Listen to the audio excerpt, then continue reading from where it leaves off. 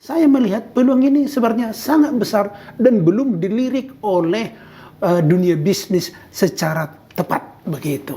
Jadi oleh karena itu, siapapun bisa memiliki bisnis klinik ini. Itu perkiraan keuntungan di bisnis klinik tersebut itu gimana sih Pak? Keuntungan daripada sebuah klinik ini tidaklah di bawah pendapatan seorang dokter spesialis.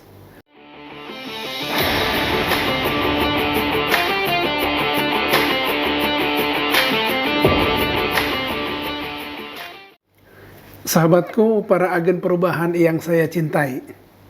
Kali ini kita akan membahas satu materi yang sangat spesifik, yaitu membahas tentang bagaimana berbisnis klinik. Jadi, ternyata dari tayangan-tayangan kita yang ada selama ini, ada banyak orang yang menghubungi kita, itu sebenarnya bagaimana sih cara berbisnis tentang klinik. Jadi ada orang yang datang menghubungi saya untuk bertanya ataupun menambah wawasannya di dalam hal perklinikan ini. Tapi saya kira kedatangannya itu karena sangat penting juga bagi kita semua. Maka tidak ada salahnya kita bukakan bersama melalui media ini. Ya, ini dia sahabat-sahabatku, tamu yang datang ke kantor kita untuk banyak berdiskusi tentang manajemen klinik itu. Namanya adalah Putri Bestari. Ya, namanya Putri Bestari ya? Bestari, Pak. Oke, silahkan perkenalkan dulu namanya dan sebutkan latar belakang pendidikannya dan bagaimana kok sampai berniat untuk mendatangi kita ini untuk mempertanyakan mengenai manajemen klinik. Ya, silahkan perkenalkan. Baik, perkenalkan nama saya Putri Bestari. Saya lulusan dari Manajemen Bisnis Universitas Riau. Dari UNRI ya? Dari UNRI, Pak. Riau. Universitas Riau. Saya itu udah ngikutin Bapak di dunia bisnis itu, atau lihat IG-nya itu dari zaman saya SMA. Setelah saya lulus nih Pak, saya masih tetap ikutin gimana sih bisnis Bapak ini gitu. Sampai saya ambil kuliah di bidang bisnis, saya lulus kuliah, saya coba nih berbisnis di beberapa bisnis. Salah satunya itu di online shop thrift. Nah, tapi belum ada yang berhasil Pak sampai sekarang gitu.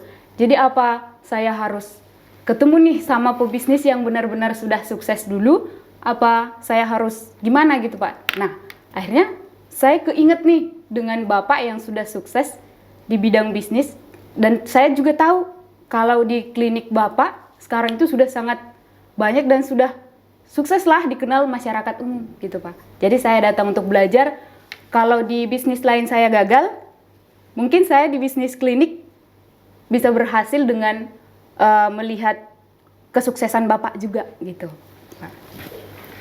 Saya tahu Bapak itu sudah sarjana kedokteran, kuliah lagi di luar negeri gitu Pak. Dan masih punya keinginan untuk membuka klinik gitu Pak. Itu latar belakangnya sampai Bapak punya bisnis klinik sampai sekarang itu sudah banyak. Itu yang mendasari apa ya Pak? Jadi begini, sebenarnya kalau kita katakan bisnis klinik ini merupakan satu bisnis, ya sebenarnya betul. Sebab bisnis itu adalah secara teori adalah apabila banyak yang membutuhkannya, itu akan segera menjadi bisnis. Jadi kalau kita melihat soal kebutuhan pelayanan kesehatan bagi bangsa ini, bangsa kita ini banyak loh. Ada 280 juta jiwa. Dan mereka ini tersebar di seluruh pelosok Indonesia, mulai dari kota sampai ke pedesaan. Dan ini begitu luas, banyak pulau, banyak daerah, jadi ini sangat-sangat membutuhkan tenaga kesehatan atau membutuhkan pelayanan kesehatan. Dan ini pelayanan kesehatan ini merupakan kebutuhan primer. Tidak bedanya dengan seperti makan gitu ya. Karena kalau orang tidak makan tentu akan mati. Dan kalau orang sakit tidak diobati tentu akan mati juga. Jadi oleh karena itu sangat-sangat besar peluangnya untuk membuka bisnis ataupun pelayanan kesehatan kepada masyarakat. Dan pasti itu akan dibutuhkan oleh masyarakat. Tidak bisa ditawar. Orang sakit pasti membutuhkan layanan kesehatan. Jadi oleh karena itu boleh kita katakan, sebenarnya kalau kita itu membuat usaha, maka selagi banyak peminatnya, maka usaha itu akan maju. Jadi saya melihat, biarpun saya sudah pernah bekerja di instansi rumah sakit, pernah saya juga kuliah di luar negeri, saya melihat peluang ini sebenarnya sangat besar dan belum dilirik oleh dunia bisnis secara tepat begitu. Sekarang kan sudah eranya BPJS nih ya Pak ya. Hampir sampai ke pelosok desa pun sudah punya BPJS. Itu mempengaruhi peluang bisnis di klinik apa bagaimana Pak? Kalau berpengaruh iya, tetapi bukan berarti pengaruh negatif. Justru dengan kehadiran BPJS ini, peluang bisnis klinik ini sebenarnya sangat-sangat positif. Kenapa? Dengan menyediakan sarana prasarana klinik yang standar, maka mereka sudah bisa bekerja sama dengan pihak BPJS, otomatis sebelum bekerja pun mereka sudah ada pendapatan. Dan pendapatan inilah yang bisa diolah untuk memperbaiki dan juga untuk meningkatkan pelayanan yang bisa dilakukan di tempat itu. Coba kalau kita pikirkan, kita bandingkan dengan bisnis yang lain. Tidak ada bisnis yang sudah otomatis ada pemasukan tetapnya kalau dia itu bukan dari hasil penjualan bisnis itu. Yang jelas kalau kita memiliki standar yang memenuhi kriteria untuk BPJS, maka BPJS ini sangat-sangat menolong klinik. Nah, kan di era BPJS ini juga Pak, pasti saya nemu kasus yang negatif. Jadi masyarakat itu sekarang banyak sudah tidak percaya dengan pelayanan BPJS. Otomatis itu mempengaruhi ke klinik dong, ya kan Pak? Iya, memang ini bisa mempengaruhi, tapi kan kita tahu kalau BPJS itu sudah merupakan sistem pelayanan kesehatan di tengah bangsa ini. Jadi itu sudah otomatis dilaksanakan. Jadi kalau soal ada kekurangan-kekurangan pelayanan baik dari pihak dokternya atau dari pihak kliniknya atau dari pihak BPJS sendiri, itu bukan berarti jadi menghambat proses ini. Bukan berarti menjadi mengganggu atau menyetop sistem ini. Jadi sistem ini tetap berjalan. Hanya saja kan begini prinsipnya bisnis. Bisnis itu akan maju kalau memang bisnis itu menjadi prioritas kebutuhan daripada masyarakat. Jadi di antara klinik pun akan terjadi persaingan. Tetapi siapa pelayanannya yang terbaik, itulah nanti yang akan eksis, maju, bahkan menjadi sukses. Kira-kira begitu. Nah, kan Pak, saya lulusan manajemen bisnis. Bukan kelulusan dari medis lah gitu, bagian kesehatan atau dokter perawat gitu. Nah, apa masih bisa gitu Pak? Atau bisa nggak saya menggeluti bisnis klinik ini dengan latar belakang saya itu manajemen? Gitu-gitu gimana Pak? Oke, kalau bicara siapa yang bisa menggeluti bisnis ini, namanya bisnis itu adalah manajemen. Artinya cara pengelolaan. Jadi namanya cara pengelolaan bukan berarti dia menjadi pelaku pelayanan secara langsung. Jadi oleh karena itu, siapapun bisa memiliki bisnis klinik ini. Dengan catatan, untuk SDM-nya nanti, dokter perawat bidannya tentunya direkrut dari luar. Tetapi bagaimana cara pengelolaannya, itu bisa dimiliki atau dilakukan oleh yang non-medis, bisa saja. Dan memang banyak orang bertanya kepada saya yang bukan medis. Dan ada beberapa orang yang sudah datang kepada saya. Dia itu meminta untuk dia mendirikan sebuah klinik. Tetapi dengan atas nama klinik kita. Dan dia bayar royalti setiap bulannya. Kayak kerjasama berarti ya Pak? Franchise namanya. Franchise atau waralaba. Bisa seperti itu. Dan mereka itu ada beberapa orang sudah datang. Dan memang karena begitu banyaknya antusias orang, maka sekarang kami mengadakan atau membuat suatu program pelatihan atau berupa pembinaan kepada seluruh masyarakat yang berminat untuk berbisnis. Jadi kita membuat pelatihan-pelatihan ini sehingga dia nanti mampu melaksanakannya dengan yang benar. Ini saya kira sangat perlu. Kenapa? Karena begitu banyak masyarakat Indonesia yang membutuhkan pelayanan kesehatan. Dan selama ini kita boleh mengatakan tanda petik, masyarakat belum mendapatkan pelayanan yang cukup memuaskan atau yang berstandar begitu ya. Makanya sekarang ini kan kita juga merasa agak sedikit, bagi yang tahu informasinya, agak terancam ini sedikit kesehatan di Indonesia. Kenapa? Karena ini rencananya di tahun-tahun 2024 ini, klinik Mayo yang ada dari Amerika, tempat saya dulu magang, itu membuka cabang di Bali. Kemudian ada juga beberapa rumah sakit di luar negeri sekarang ini mencoba mencari jalan supaya bisa mendirikan rumah sakit di Indonesia. Ya, dan mungkin nanti mereka akan memakai sebagian dari Indonesia, tapi mereka akan didominasi oleh tenaga kerja, dokter, perawat, itu yang dari luar negeri. Jadi oleh karena itu, hanya satu caranya, biarpun kita melaksanakan bisnis klinik ini harus berstandar betul sehingga ini bisa mampu juga bersaing dengan yang datang dari luar nanti.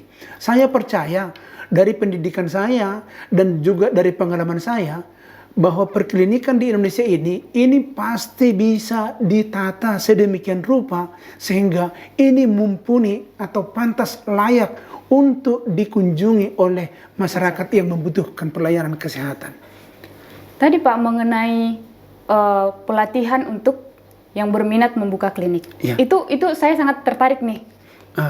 Itu berlaku untuk dokter saja atau dengan saya sebagai seorang manajemen atau hanya khusus untuk di bagian kesehatan saja Pak? Jadi ini, pelatihan yang kita buat itu adalah bagaimana membangun klinik yang bermutu dan berstandar sehingga menjadi idola bagi masyarakat. Jadi kalau seandainya dia mau butuh pelayanan kesehatan, dia memasuki klinik yang sudah berstandar ini dan semuanya kita buat standarisasi pelayanan di klinik-klinik itu. Jadi artinya biarpun katakan kliniknya ada di Sumatera, ada misalnya di Bali, ada di Pulau Jawa, itu semua berstandar. Taubahnya kira-kira seperti ini. Barangkali pernah ya membandingkan kalau bisnis ayam goreng yang namanya Kentucky Fried Chicken. Saya sudah membandingkannya. Waktu saya di Indonesia, saya coba mencicipi Kentucky Fried Chicken itu. Dan sudah cocok dengan lidah. Waktu saya kuliah di Amerika, makanan yang saya cari pertama karena di sana tidak ada nasi sebagaimana di Indonesia, saya cari Kentucky Fried Chicken dulu. Dan di sana memang tidak ada nasinya seperti Kentucky Fried Chicken di sini. Ya, tetapi rasa ayam gorengnya sama. Begitu juga waktu saya pernah studi banding ke Jepang, ternyata di Jepang itu juga ada Kentucky Fried Chicken, sama persis rasanya.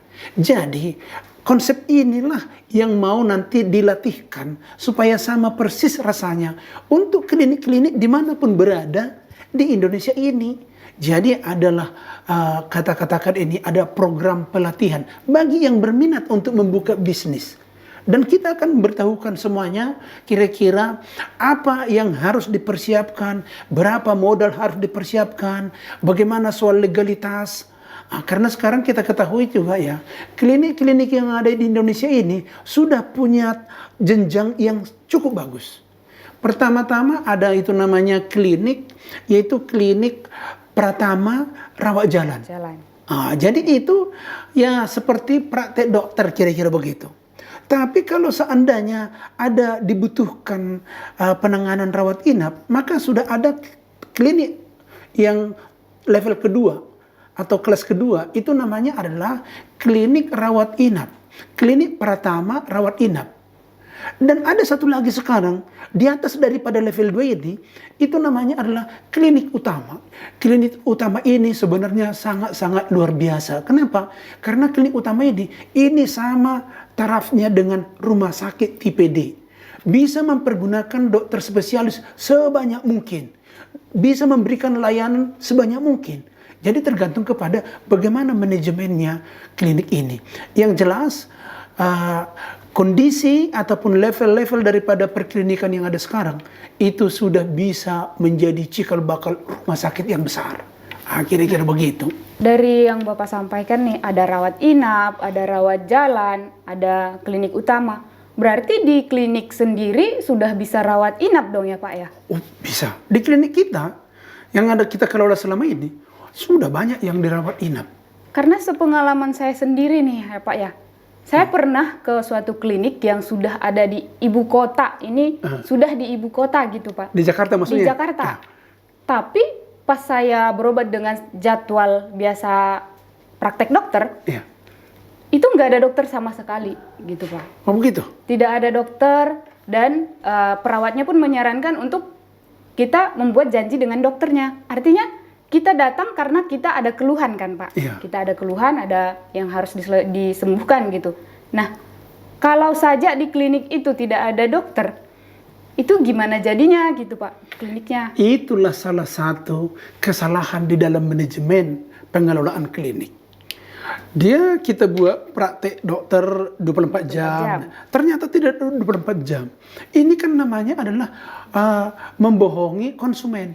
Dan hal-hal seperti inilah membuat layanan klinik itu menjadi buruk. Dan saya percaya tidak berapa lama lagi klinik itu akan ditinggalkan orang. Kecuali kalau zaman-zaman dulu memang klinik tidak ada. Kalau satu orang dokter membuka klinik, maka mau tidak mau hanya satu pilihan. Kalau sekarang persaingan cukup luar biasa. Jadi memang sekarang kalau menjadi klinik harus punya standar yang jelas dan satu komit yang jelas dan pasti gitu ya. Jangan sampai tidak pasti. Jadi kalau sempat kadang ada dokternya, kadang tidak ada dokter, ini kita tidak tidak pastikan ini pasti bakalan buruk lah begitu. Dan itu akan ditinggalkan orang. Nah, sedangkan pelayanan lama saja baru dilayani, ada dokternya tapi lama dilayani, ini saja sudah sangat buruk apalagi tidak ada dokternya. Nah, mengenai tadi pelatihan nih Pak, mau diadakan program untuk membuka klinik dari Bapak sendiri nih nanti. Kalau nih, saya kan dari Riau, asalnya dari Riau yang kuliah atau teman-teman semua di sana sudah punya pendidikan masing-masing nih. Apa mereka bisa bergabung dengan program Bapak itu jika mereka ingin membuka bisnis? Sementara posisinya mereka itu ada yang dari Sumatera Barat, ada yang dari Riau, ada yang dari tempat lain. Kalimantan gitu. Itu gimana Pak? Apa mereka bisa join gitu Pak, tapi dengan posisi kliniknya tetap di daerah masing-masing? Itu gimana Pak? Iya, jadi begini. Kalau mereka hanya sekedar ikut pelatihan, itu bisa. Karena kita akan mengadakan pelatihan itu melalui Zoom secara online begitu ya. Ada seperti kelas online gitu ya. Tetapi ada juga kemungkinan untuk mereka-mereka itu yang berminat serius, mereka boleh studi banding ke tempat kita. Kalau mereka mau membangun klinik atas nama mereka sendiri. Tapi ada kemungkinan kedua. Kemungkinan kedua, mereka itu juga bisa datang bergabung dengan kita. Artinya mereka itu memakai merek nama klinik kita ini dan mereka itu membangun di daerah masing-masing. Tetapi kalau untuk itu nanti semua dokter, semua pegawainya itu dan standarisasinya itu harus distandarisasi oleh manajemen pusat dari kita. Jadi tidak boleh sembarangan dokter masuk ke dalam. Sebagaimana yang ada di tempat kita ini sekarang ya. Ini tidak boleh sembarangan dokter masuk ke dalam. Jadi ada kriteria, biarpun dokter itu sudah punya sertifikat, sudah punya ijazah, kita itu masih mengadakan pelatihan kepadanya supaya standar untuk melaksanakan praktek di klinik-klinik yang kita lakoni selama ini. Dari penjelasan Bapak nih ya, semakin tertarik nih di bisnis klinik ini. Nah, kalau untuk keuntungannya sendiri, pasti kan Pak kalau kita ingin buka bisnis, kalau saya pribadi saja, di pikiran saya itu langsung ke untung. Ke uang ya? Iya Pak. Namanya bisnis ya? Iya Pak, benar. Itu perkiraan keuntungan di bisnis klinik tersebut itu gimana sih Pak? Ini pertama-tama tergantung lokasinya ya. Tetapi kalau saya melihat, nanti kalau buka bisnis memang ada perhitungan jumlah populasi berapa, jumlah penduduknya. Tapi yang jelas, keuntungan daripada sebuah klinik ini tidaklah di bawah pendapatan seorang dokter spesialis. Jadi dokter umum yang tidak menggeluti dokter spesialis, tapi menggeluti klinik, ini sudah luar biasa sebenarnya. Atau ada tambahannya, dia sudah dokter spesialis, tapi dia juga menggeluti bisnis klinik. Wah, ini menjadi plus, ini namanya kan double. Itu kira-kira, jadi luar biasa. Tapi bagaimana kira-kira detailnya pembinaan atau pelatihan yang kita lakukan ini? Ya, bagi peminat atau bagi yang ingin bergabung, silakan di komen di bawah daripada video kita ini. Wah, kayaknya semakin tertarik ya Pak ya. Kayaknya nanti setelah info dari Bapak untuk seminar, kayaknya saya jadi orang yang pertama untuk ikut deh. Nah, saya akan bawa teman-teman saya yang memang ingin berbisnis, karena memang saya ruang lingkup punya teman yang ingin jadi entrepreneur. Semoga teman-teman yang lain juga ikut berpartisipasi di dalamnya. Terima kasih atas ilmunya Bapak.